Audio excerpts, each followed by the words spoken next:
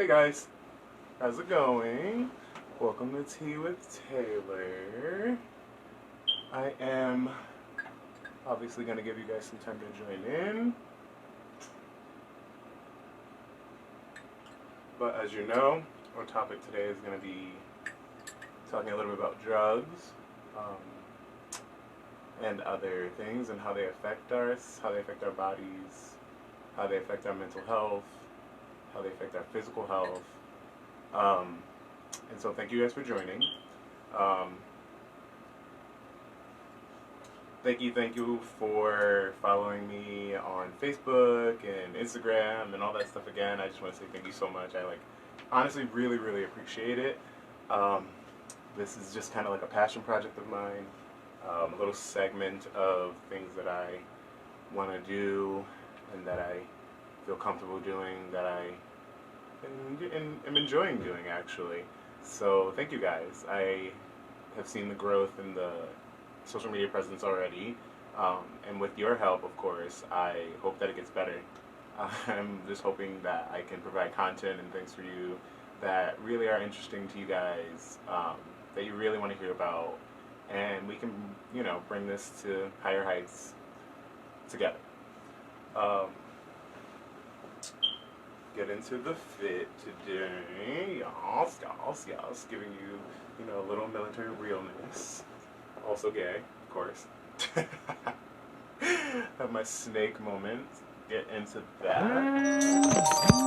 Oh, of course. Yay.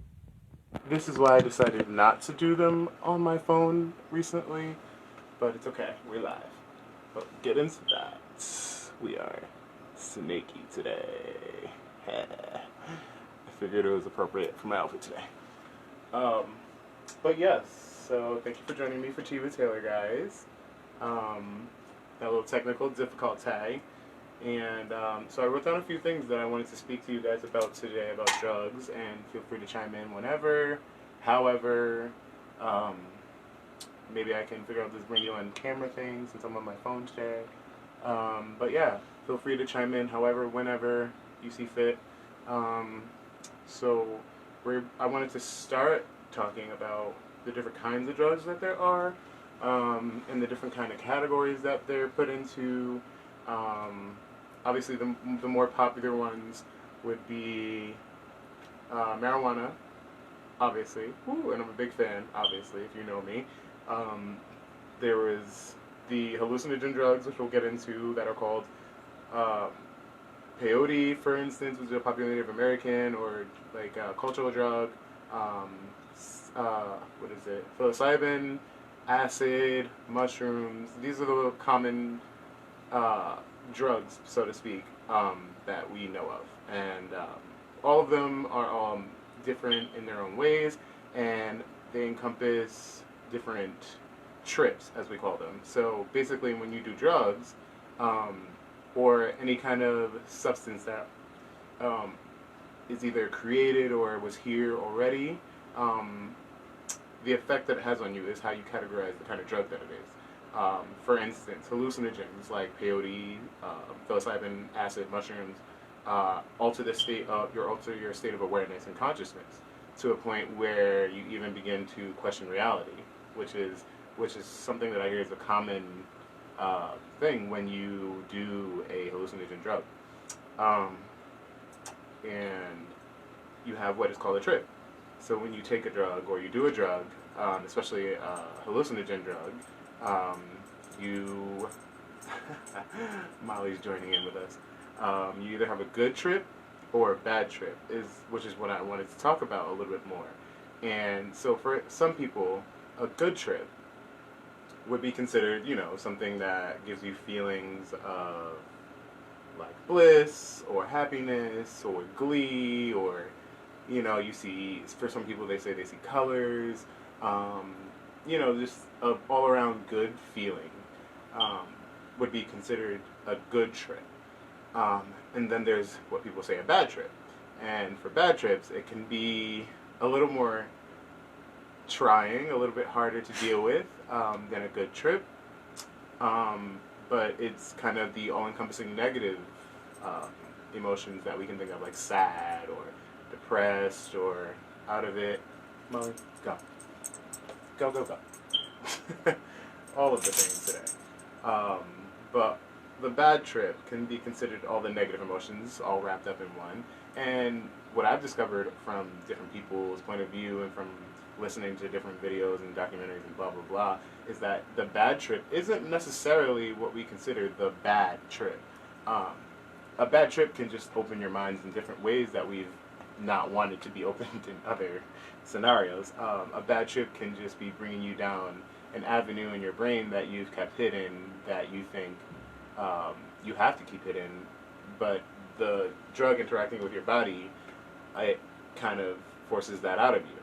And sometimes I think a negative trip or a bad trip, as we call it, can be needed to help you realize some things or to help you open your eyes to certain things. And like I said, it's something that makes you question reality, so to speak, to the point where when you are sober after a trip like this, after a psychedelic or hallucinogen drug, you begin to wonder if your real life is actual real life. And I've heard this personally at least 3 times from friends, like, is this real life? Am I being watched on TV? And like, or like, is my life like a reality show and like someone in space is watching? And you know, I've heard all the different things. And I'll come right out and say that I smoke a lot of weed, but I have done mushrooms once in my entire life. It was eye-opening.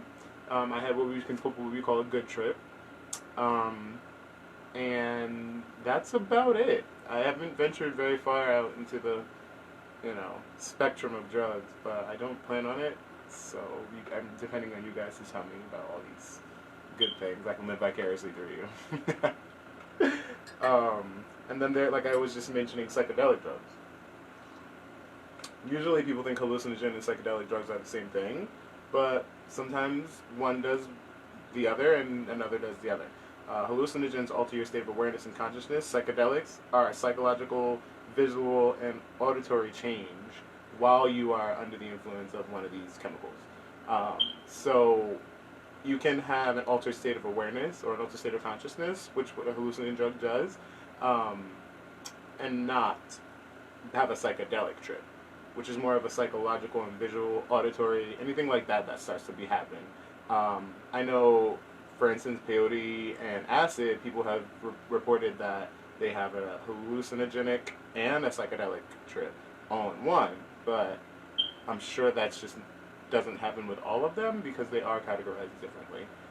If you want to prove me wrong, or if someone's expert, so to speak, let me know. And another thing that I like to say is there's no such thing as a bad drug. It's just our body's reaction or how we respond to it that is considered good or bad. Because for me, like I said, I smoke weed, and a lot of people that I speak to, I'm a very, very big advocate for smoking weed, or however you want to put it. And I tell people the benefits that it has for me, or what it does for me, and why I think it works for me. And sometimes people don't feel the same, and that's fine. Or some people who have told me, I smoke a little bit and I go to sleep every time, or I smoke a little bit and I get paranoid, or whatever the case may be. So to me, there's no bad drug, because even weed I don't consider a drug, but there's no bad drug. It's just how we react and respond to it as a whole. Our body chemistry varies slightly based off of who you are and what you eat, your body size, your weight, everything. So I like to say that there's just no such thing as a good or a bad drug, just your reaction to it and the way you respond to it. But there are certain things that are looked at as, a little bit more daunting and terrifying.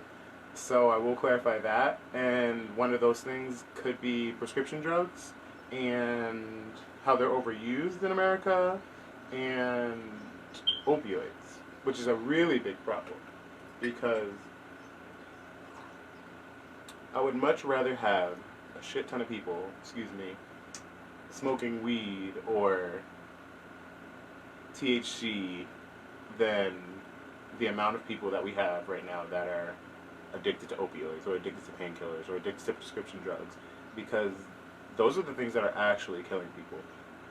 You get back to me with the facts if you want to fact check me on this, but I have seen maybe one case in my entire life of someone who's died from smoking marijuana or THC, and I've never seen anyone like overdose.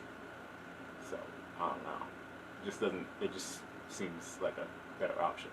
And for me, it's very calming. It helps with like my stress relief. It helps me to, what's the word I'm searching for?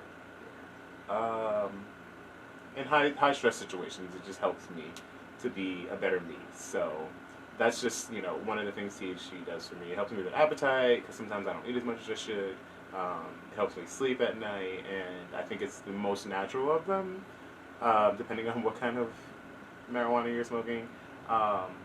But like I said, the prescription drugs and opioids is at an all-time high in the Americas, and that is not seen as good as much as the other drugs, the household names, because it is a really big problem in the Americas. We have this system of forcing pills down people's throats for every situation, every pain, every issue. And now we've ended up here where 1 in 10 people in the U.S. are addicted to prescription drugs. And that's what kills people. That's what's hurting people. And it's not necessarily healing, it's just prolonging. And a lot of times doctors, and not saying that doctors are bad or whatever, or physicians will prescribe these things just as this is all I can do for you until I figure it out kind of thing. And then people get used to that feeling, like people that come back from war or things of that nature, and overuse it. And anything in overuse is bad. So that's where we are as a country. Excuse me. But 1 in 10 people in the U.S. are addicted to prescription drugs, as according to a 2018 national study. That means 28.6 million people are addicted to prescription or opioid drugs, and 22 million of those people are just addicted to prescription or opioids. So that says a lot about our country. That says a lot about opioids. That says a lot about the choice to continually give these to people, and it's so readily accessible. And out of that 28.6 million people, only 400,000 receive proper treatment. And only 2% of health providers are properly trained with the tools they need to help someone who is overdosed or what have you. So that alone is really a sad fact. And you can, like I said, you guys can fact check me, chime on in if you feel that I am wrong, but I've actually searched these things just to, have receipts for you. But if you want to chime in, or if you feel that you need to present some information that conflicts with my information, feel free.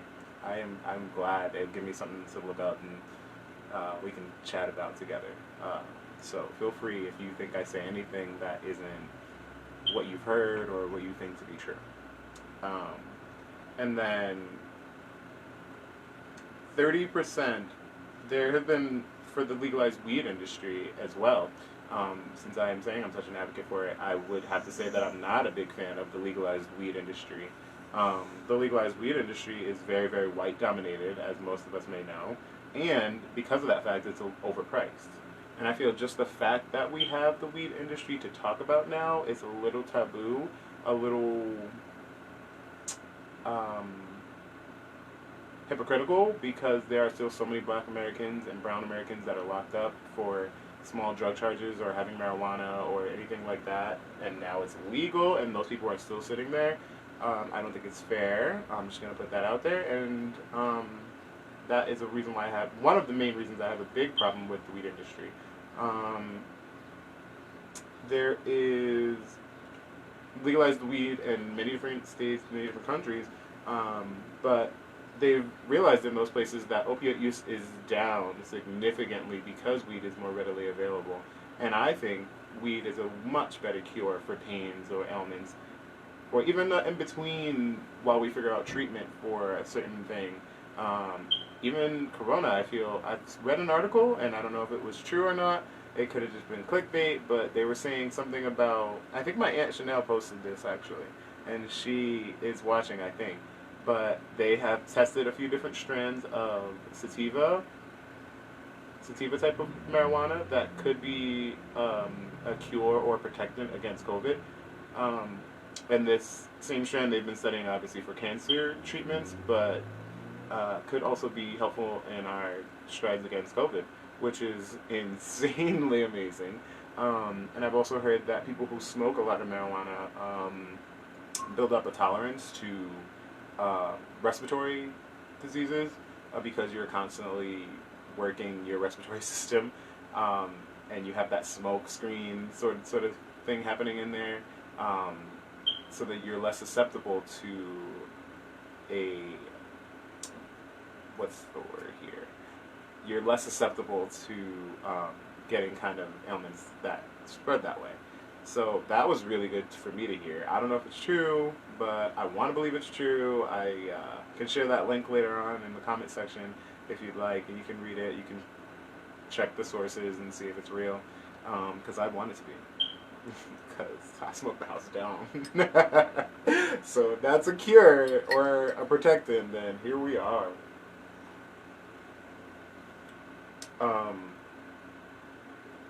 And sometimes, these drugs or hallucinogens or psychedelics, THC and LSD are the active ingredients in those drugs listed, for the most part. But sometimes these things make you examine areas of your brain that you wouldn't normally, and that is where people become like paranoid, or you start to say or you get self-conscious or things of that nature because it's exploring those parts of your brain that you normally wouldn't. And that's where you come to certain realizations, I need to work out, or I've been drinking too much lately, or you just have that time to connect and have your own realizations within your mind and within your whatever synapses connects. So that's how we have realizations, and I want to say that a trip can be clarified as your own personal neurosis. It's just, different things that are happening in your brain and that bring you to have the so-called trip that we speak of. And when you start exploring all different parts of your neurosis, things will come up that you can understand or you won't understand, and that is what essentially getting high or having a trip is. And to define drugs, I would say it's just a substance that is created in nature or created by combining chemicals. And that also, the difference between the two is also a big difference in the kind of trip or the kind of high that you get. So that plays a huge role in it.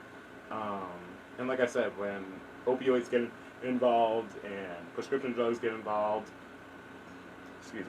that is when things become perceived as bad. But I want to know what you guys think about it, because I think that the more we are,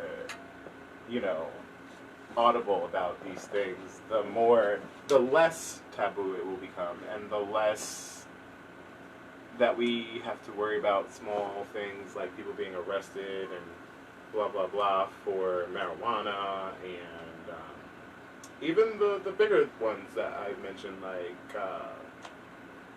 peyote, acid, mushrooms, all those things are just gateways into our brains. And if you're crazy, sorry, if you are having a moment, or if you feel that you can't deal with it at the time, I would probably suggest not going down that avenue. But it's very demonized by popularized cultures and things like that. And I just want to say that I know for a fact that these things aren't bad, but that's just the way they're perceived, or they aren't. I'm not going to join a dare resistance anytime soon, that's for sure. But I am also not going to be handing out psilocybin like candy. Um, so, there's a fine line between that and anything that is overused can become a problem or is a problem. So, I like everything in moderation.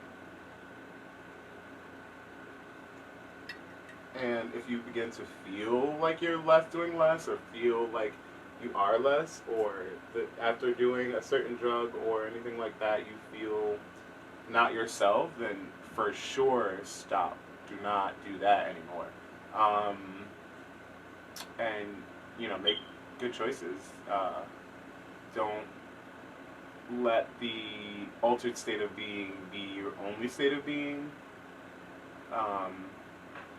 because then again it becomes a problem.